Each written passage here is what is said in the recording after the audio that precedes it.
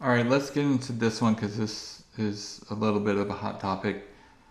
On his podcast, he talked about he being Suge, saying that he brought up the whole Frank thing about the chain snatching at MGM, which we posted a segment. I want to say it was over a year ago, talking about this, which we'll pin in the comments or we'll put in the corner. But do you want to talk about that for all the new people that weren't around at the time? Your logic as to why that went down? Yeah. He getting that second handed once again. He not knowing. He forget. We talked about it. He knows about it. But I don't know why he's electing to act like he just hearing about it. But my job, when you hire people to work for you, you got to take their advice and let them do their job. And Suge did that for the most part with me for security and stuff like that. The first thing on the first interview I ever did on Bomb First live streams. For those of y'all been around since day one, y'all know the first thing and the only thing that I ever admitted to telling a lie that I came out for my first interview and said, this is a lie that I told back in the day. I told Frank Alexander to say that when they got out of the taxi cab, when they arrived to the MGM, that Orlando Anderson was the guy to attempted to take his chain off his neck. And Frank went along with that and told the Vegas PD that initially. Now he eventually retracted once, the bitch came out of him. But I told y'all the reason that I did that is because I didn't know and I believed that Tupac was going to survive. Me as a cop knows this. This is where that both sides of the fence shit comes in with Reggie. So I'm like, damn. If Tupac survived the gunshot, if he survived these gunshots, he going straight back to prison, because he was out on an appeal bond. And I said, I got to give David Kidder and them a defense. Some reason for them to at least argue to why Tupac ran over there and jumped on Orlando Anderson. So my mind get to thinking and rolling and said, okay, well, if we can say this guy attempted to rob him or take his chain from around his neck and he observed him, attempted, not did, attempted. And he observed him. That's why he ran over there and did what he did, because he had no reason in the world. I know all you Tupac fans and all of that love Pac. And y'all look through him through rose gold glasses. And he can't do no wrong. But goddamn, Reggie Wright called a ball, a strike a strike. Tupac and Shakur had no reason in the world, none, to go over there and put his hands on Orlando Anderson. But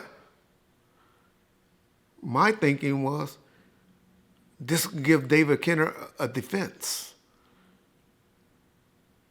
Say that he went over there and ran over there and was trying to subdue, I don't know, the person that just that attempted to rob him earlier that day. And he observed him. And that's why he did that. It's the only reason that I can think of. Y'all can think of something better. Another reason that y'all would have came up if y'all was like, okay. And y'all was in my position? Okay. Tupac ran over here and beat up this guy. He's out on appeal bond. And when you out on a bond or something like that, trust me, they be looking for a reason to put your ass back in prison. Because the DA usually objecting to you getting out. It's just the judge being impartial and be like, I'll give you a shot. Snoop violation or his conditions got strengthened just because a person, later turned out to be a female off-duty cop, allegedly said that they got in some road rage, a road rage incident. They strengthened this where he couldn't come out and do and travel and had to be on house arrest. They were trying to pull his ass back in on a violation, a bill. And Sugar, you remember that. You know that incident. That's where a lot of people get those incidents mixed up. There's one incident where they arrested him at a war show, but they were trying to do it again at another war show. And that's when we had to go get him over to the Omni Hotel. I say names and all of that so y'all remember, because I'm saying y'all forget a lot of stuff. But Reggie Wright hands and shit just fucked up from COVID. Brain's still there. So, yeah. Okay. Y'all tell me. I'm still waiting for y'all to type it in. I know a lot of you all you fucking YouTube attorneys on there go, oh, well, you should have said this, or nothing would have happened to him and all of that. Well, that's what ideal I came up with. He was going over there to try to subdue a person that attempted to take his chain from him. At least give my attorneys a defense. Probably wouldn't have won. Judge probably would have been like, oh, Negro, no, you shouldn't have been there. You're going back. But at least you got a defense other than, oh, we won't do it again. We're sorry. or the truth. He tried to take our friend's chain, and there's two different chain incidents. That's where everybody get mixed up. I know y'all go over there and listen to that motherfucker from, that broke, choke, no snitch joke and all of them. Y'all go listen to them. And I heard a video where a person said, he always calling people rats and all of that. Y'all need to learn the difference.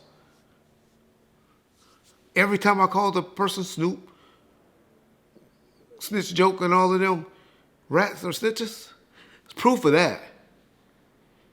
Got proof of that. Got paperwork. Where's some paperwork on me? Y'all say because FBI agent talking about he got 302s? Y'all need to research what a 302 is. That's just like a report. If you're an informant for somebody, they'll know who you are. You will know each other when you're an informant for somebody, but y'all keep listening to the motherfuckers, because the motherfucker going to be doing a GoFund page real soon, trying to raise some money for some legal defense.